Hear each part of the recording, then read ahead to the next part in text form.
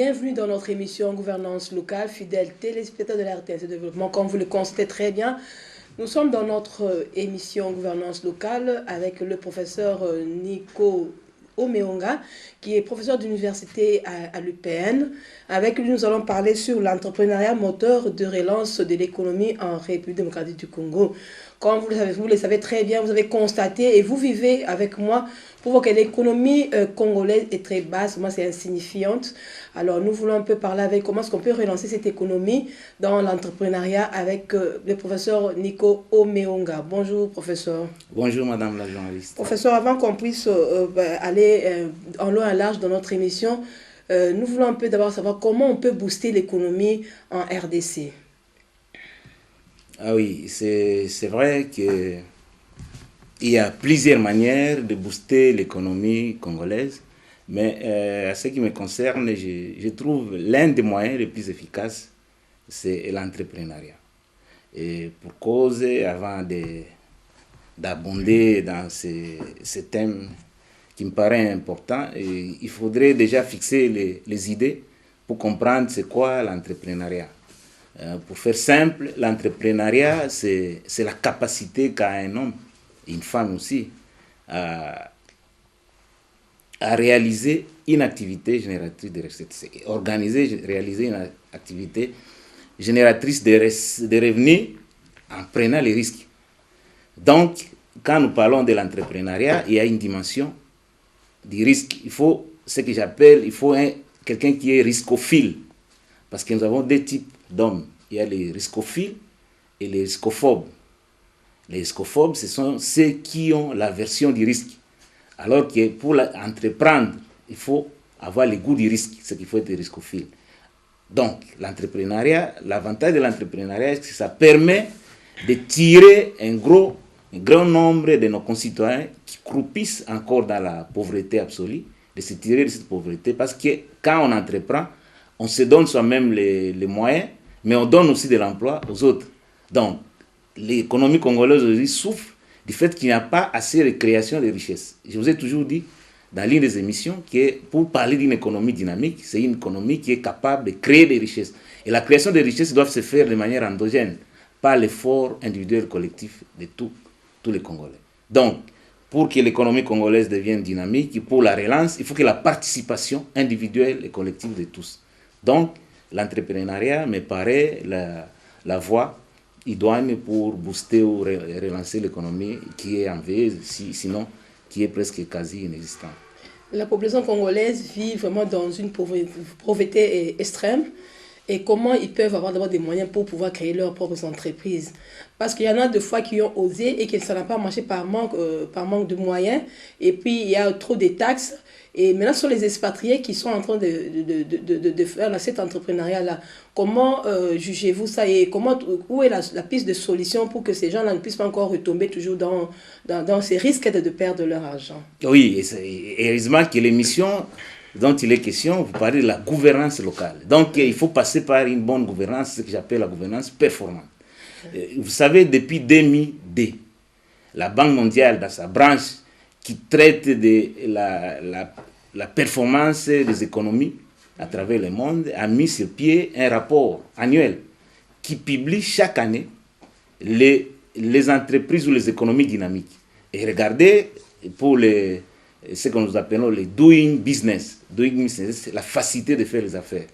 Et dans les classements annuels, vous en doutez, notre pays occupe, sur 190 pays répertoriés, nous occupons 183e pays en termes de facilité de faire les affaires.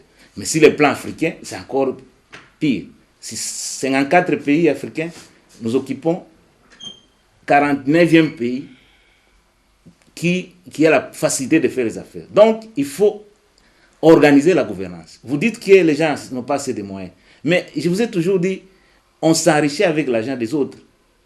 Il n'est pas dit que pour entreprendre, il faut suffisamment avoir ses ressources propres. C'est bien, on peut avoir ses ressources propres, mais si le climat des affaires, si les conditions d'octroi de crédit est garanti, comme ça se fait partout à travers les pays, à travers le monde, donc, une personne peut bénéficier d'une ligne de crédit auprès d'une banque et engager les affaires, engager son entreprise et créer des richesses. Donc, quand on parle de moyens, les moyens les plus importants, c'est les moyens humains. C'est-à-dire, s'il y a des gens qui sont bien formés, qui sont capables d'entreprendre, ils peuvent bénéficier d'une ligne de crédit. Et je crois, dans ce pays, on nous dit qu'il y a une agence nationale de promotion des investissements. Je crois que cette agence-là, elle a été mise, c'est pour accompagner. Parce que partout ailleurs, il y a ce que nous appelons, il y a des pépinières d'entreprises et il y a des incubateurs. Tout ça, c'est pour accompagner les jeunes gens qui veulent entreprendre. Donc, le fait de manquer de moyens par soi-même ne peut pas être un frein pour entreprendre. Si le pays, s'il y a une bonne gouvernance, il y a un bon leadership, je crois qu'on peut permettre à ceux qui aient des lignes de crédit pour permettre aux Congolaises et Congolais de se lancer dans l'entrepreneuriat qui, à ce jour, peut être un moteur pour booster les PME, parce que les PME vont contribuer à travers les taxes, à travers les PIB, parce qu'ils vont créer des valeurs ajoutées. Et là, ça peut booster l'économie congolaise. Et là, il faut aussi noter, quand nous parlons de l'entrepreneuriat, et que cet entrepreneuriat doit se faire sur les 4 secteurs classiques. Le secteur primaire, agriculture, élevage. On peut avoir des entrepreneurs agricoles. Secteur secondaire, dans l'industrie. Secteur tertiaire, dans les services. Mais aussi le secteur quaternaire. Aujourd'hui, les jeunes gens, nous parlons de la génération, de la révolution numérique. Je crois qu'il y a des jeunes dames, des jeunes filles, des jeunes garçons qui peuvent se lancer aussi dans la création de start-up. Voilà les 4 secteurs qui ici ne sont pas suffisamment exploités, peuvent être une opportunité pour la jeunesse de se lancer dans l'entrepreneuriat. Et qui doit booster cette jeunesse-là à créer les startups? Ou bien, quand vous avez parlé des problèmes de l'agriculture, nous avons des hectares et des hectares qui ne sont pas exploités non loin ici, dans le Bandundu.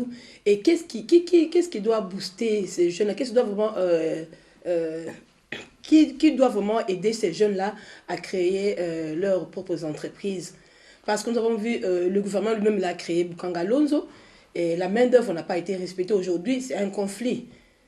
Qui doit booster les jeunes à faire ça? Qui doit, c'est l'État. Ouais. Dans tous les pays du monde, je vous ai parlé, il faut un État stratège, un État manager. Ouais. Mais aux côtés de l'État, c'est d'abord aussi nous. Vous m'avez présenté comme professeur des universités.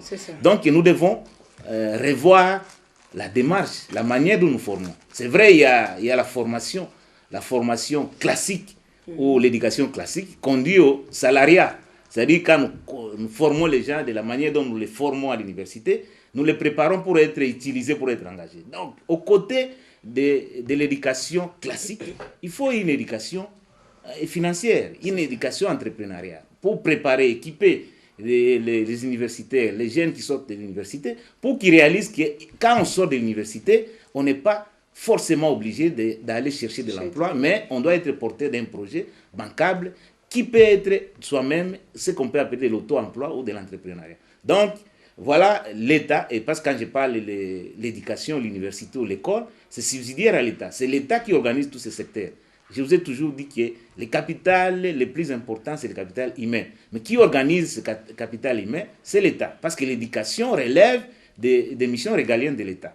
Donc, si l'État met assez de moyens dans les secteurs primaires, secondaires et universitaires, on va former des ouvriers qualifiés dans le secteur secondaire, mais des cadres universitaires bien formés qui sont aptes à entreprendre.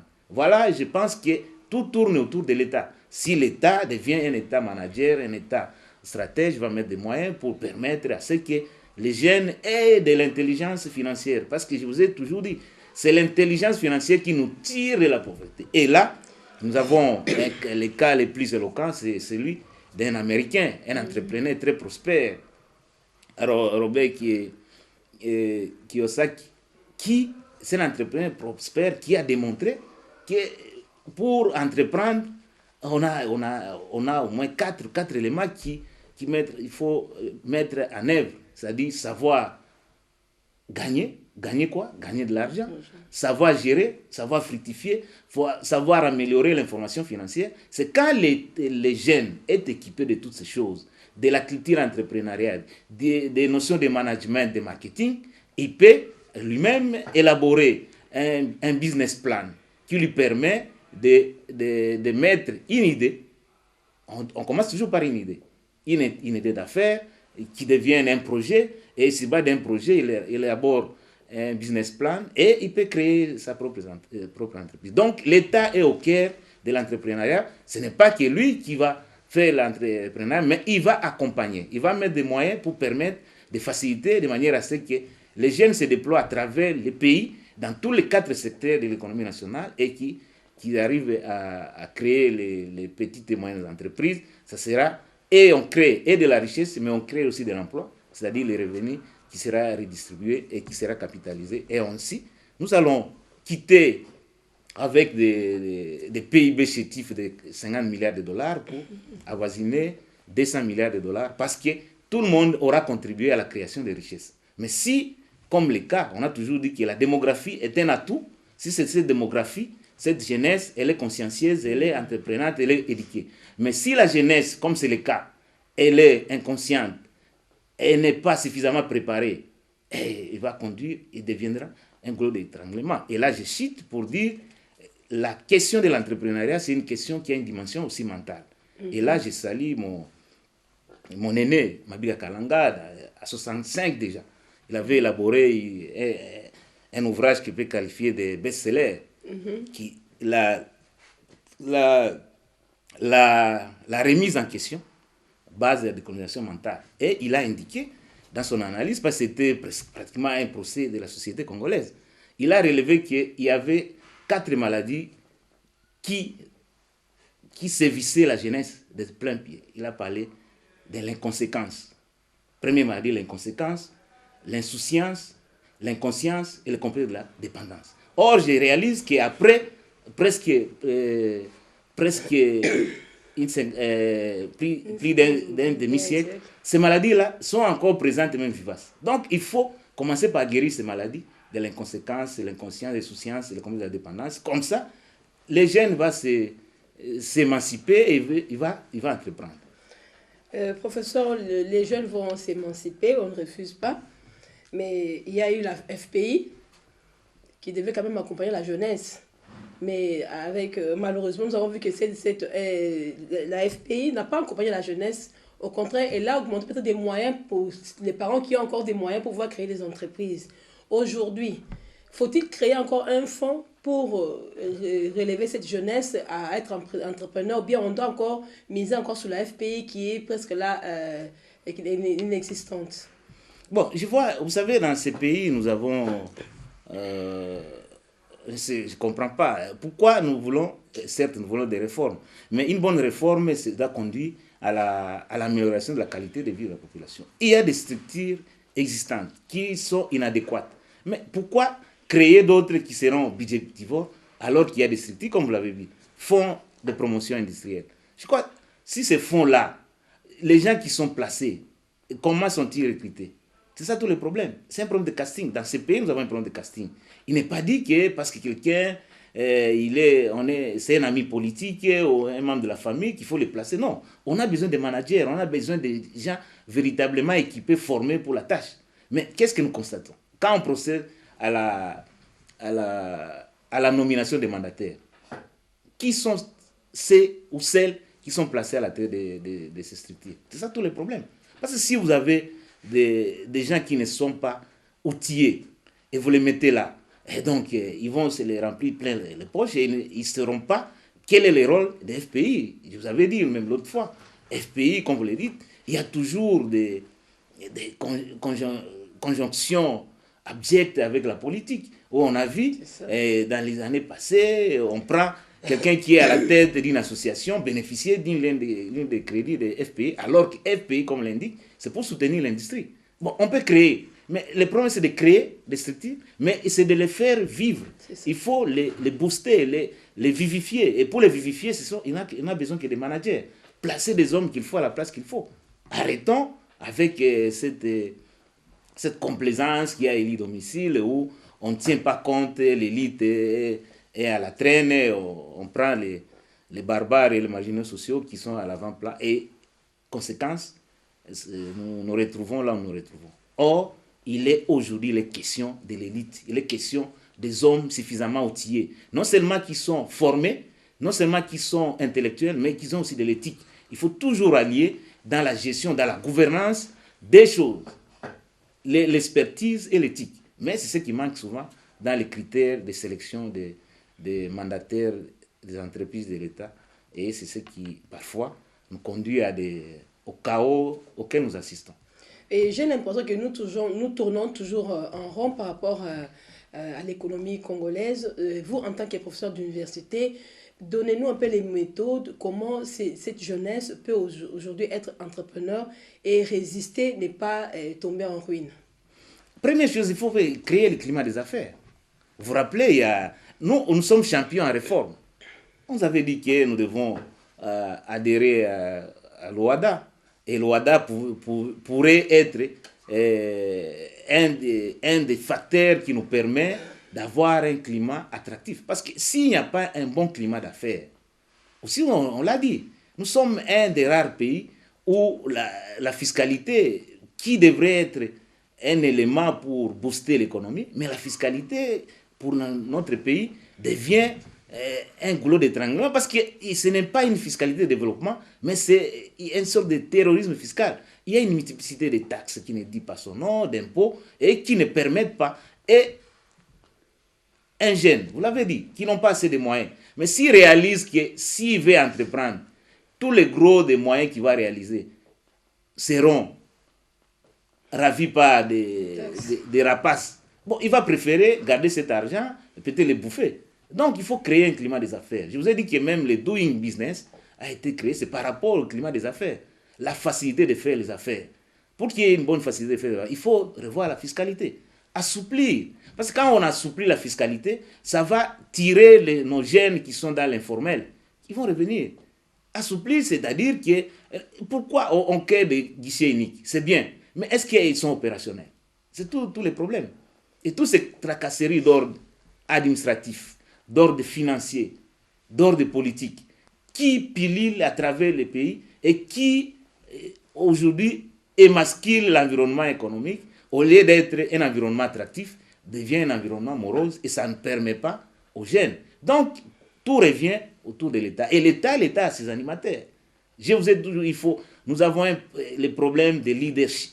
Il y a un déficit de leadership, mais il y a aussi une sorte de gouvernance kleptocratique. C'est les gens qui sont là, au lieu de faire la bonne gouvernance, comme l'a dit votre émission, mais ces gens-là, ils viennent ce sont des jouisseurs, ils sont devenus comme des bébés de la République, qui viennent capter tout ce qui est créé par l'ensemble des peuples congolais. Et il y a un groupe minoritaire qui s'accapare du gros des moyens qui sont créés. Et là, ça ne permet pas à ce que des jeunes qui sont dotés d'intelligence, de goût d'entreprendre, ne peuvent pas le faire parce que le climat ne s'y prête pas. Nous voulons dire que nous avons une économie qui est extravertie, donc nous dépendons beaucoup plus des importations et puis des étrangers, je voulais dire. Alors, par exemple, il y a une création des usines d'eau. Il y a de l'eau, nous avons de l'eau, c'est une richesse en RDC. Mais quand nous allons voir tous ces gens qui créent des usines pour donner de l'eau pure aux gens, ce sont les expatriés. Et qu'est-ce que le gouvernement doit faire pour que cela revienne maintenant à la population congolaise qui a besoin de ces produits? Parce que nous avons vu quelqu'un qui a commencé avec un bidon d'eau, aujourd'hui qui s'achète du meuble, mais qui est un étranger. Je sais qu'il y a un problème des taxes. Parce que trop de taxes, ça tue aussi. Un Congolais qui n'a pas assez de moyens, vous trouvez qu'il y aura une solution pour que les expatriés cessent d'abord de produire de l'eau ici chez nous au Congo et laissent ça à la population congolaise? Non. Regardez. Non, je serais loin d'être xénophobe. Non, quand nous parlons du secteur privé, les étrangers comme les nationaux, on n'a rien contre les étrangers. Nous sommes dans un environnement libéral. S'il y a des expatriés, nous avons besoin aussi des investisseurs expatriés, mais qui viennent ici, mais peut-être qui bénéficient de certaines largesses des gens du pouvoir ou des autorités militaires ou quoi. C'est ça le problème. Et là, ça met les entrepreneurs congolais dans une situation de concurrence déloyale. S'il y a, dans un même marché, il y a d'autres qui bénéficient de largesses, de facilités des hommes politiques et qui, dans l'entretemps, il y a des nationaux qui doivent payer tout ce qui est exigé par l'État, c'est là où pose le problème. Mais pourquoi on ne booste pas? Je vous ai dit l'exemple de la France, il y a ce qu'on appelle le patriotisme économique. l'État, dans sa mission régalienne, il peut mettre des fonds de soutien pour booster l'économie congolaise, pour booster les entrepreneurs congolais. Ça, l'État peut le faire. En termes, pas seulement de donations, mais en termes de crédit. Si on donne des lignes de crédit en faveur des nationaux, qu'est-ce qu'on a dit? Il y a même la loi qui régit les petits commerces. Mais est-ce que les petits commerces sont toujours tenus par les nationaux? Non. Et il y a aussi des expatriés. Mais qu'est fait l'autorité qui est appelée à respecter, à faire respecter ces dispositions de la loi? C'est ça tout le problème. C'est-à-dire, on n'est pas là pour s'attaquer aux expatriés. Non, les expatriés, ils ont le droit au chapitre. Mais le problème, c'est que les problèmes d'accompagnement. Il faut qu'il y ait des pépinières d'entreprises, il y a des incubateurs, mais il y a des fonds de soutien que l'État doit allouer en faveur de la jeunesse pour les accompagner. Je ne dis pas que nous sommes dans un régime où l'État va faire des dons. Non, on n'est pas dans une dispensation de dons. Non, c'est-à-dire on ouvre des lignes de crédit en faveur de ces jeunes qui doivent entreprendre. Et en finish, ils vont rembourser. Si le climat est attractif, chacun des Congolais va entreprendre. Parce que si on le dit pas assez. Parce que l'informel, c'est l'informel qui soutient aujourd'hui l'économie congolaise. C'est devenu une soupape de sécurité sociale. Mais pourquoi ne pas saisir cette opportunité pour ramener, pour passer, vous me permettez l'expression, formaliser le secteur informel. Que tous ceux et celles qui sont dans l'informel soient reconnus par l'État, soient enregistrés dans l'administration fiscale et qu'ils participent à la création des richesses et au paiement des taxes et impôts, qui doivent être des impôts normaux qui n'étouffent pas l'activité économique. Ça, on peut le faire, ça demande tout et fonction de leadership. Si ceux qui nous dirigent ne sont pas à la hauteur de la tâche, ne comprennent pas toutes ces choses, c'est ce qui nous arrive et c'est à quoi nous assistons. Mais si nous avons des bons leaders, des bons dirigeants, qui comprennent les choses, qui se font ailleurs, ce ne sera pas une exception congolaise. Mais ils peuvent implémenter ce qui se fait ailleurs pour que ça donne les mêmes résultats. Dans des pays africains, je ne vais pas faire la publicité des pays africains, qui ont essayé, qui ont amélioré leur gouvernance. Et ça donne des résultats. Il est question de gouvernance. Vous parlez de la gouvernance locale, mais ça doit être ici. Mais on ne gêne pas les expatriés. Les expatriés sont les bienvenus parce que dans l'investissement privé, nous avons besoin et des nationaux et des expatriés. Mais pourvu que les règles du marché soient applicables pour tous, de la même manière. Et qu'il y ait une dimension éthique et d'équité dans l'administration ou la gestion ou la gouvernance locale en matière de l'entrepreneuriat congolais. Parce qu'à ce jour, non seulement que nous n'avons pas un entrepreneuriat congolais, on n'a pas non plus un actionnariat congolais. Or, l'État, c'est l'État qui doit organiser ce secteur. Nous en appelons à ce que nous ayons vraiment des bons dirigeants qui comprennent ces choses et qui les mettent en application. Le problème, ce n'est pas de mener des réformes. Et quand on mène des réformes, il faut les appliquer. Mais si on se contente seulement à voter des lois, la loi sur la sous-traitance, la loi sur ceci, c'est bien beau. Mais est-ce qu'on les applique? Et qui doivent l'appliquer? Il y a un problème de voie d'exemplarité. C'est les dirigeants qui doivent les premiers à montrer l'exemple. Mais si les dirigeants eux-mêmes se comportent, entre guillemets, en irresponsable, et comment voulez-vous que la jeunesse, qui est censée être accompagnée par les dirigeants, quel est le résultat auquel nous pouvons assister? Donc, il est question d'améliorer la gouvernance de l'État et toutes ces choses pour se régler d'elles-mêmes.